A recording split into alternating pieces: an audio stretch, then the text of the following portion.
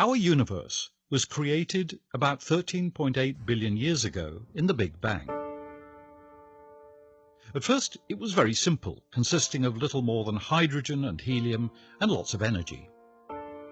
There were no stars or galaxies, no planets, and certainly no living creatures.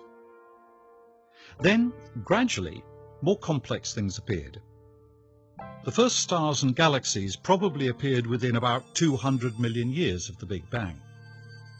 As big stars lived and died, they blew up and created new elements. Those new elements allowed the creation of new materials such as the dust and ice and rocks and minerals from which planets are made. Our Sun and Solar System appeared about 4.5 billion years ago, and by 4 billion years ago, it's likely that life had emerged on Earth. Life evolved and diversified, but most of it consisted of tiny, single-celled organisms, until about 1 billion years ago the first many-celled organisms appeared.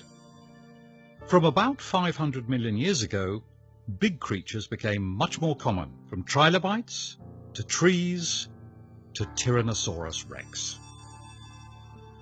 The first humans evolved very recently, just about 200,000 years ago.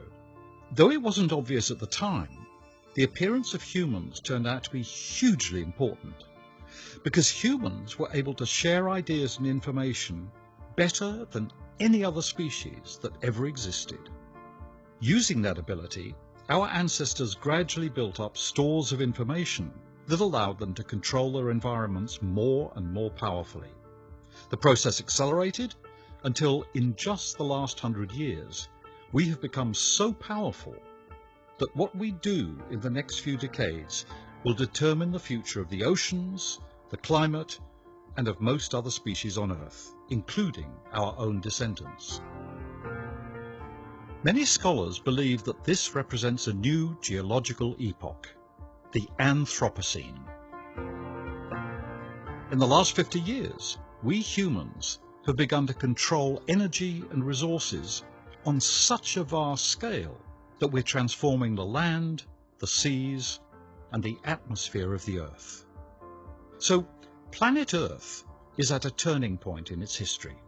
Humans, now the dominant species, will either lead the biosphere towards a flourishing future or to catastrophe, perhaps triggered by nuclear wars that could ruin swathes of the planet in just a few hours, or caused more slowly by the continued release of greenhouse gases until the land is flooded and global climates are too hot to grow enough food. This is a very, very big deal. Never before has a single species determined the future of the entire biosphere.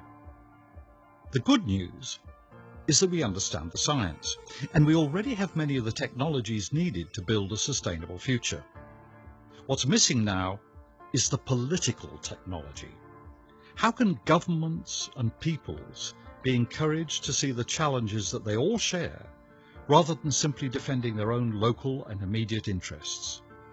Only by collaboration can we avoid the many dangers we face today.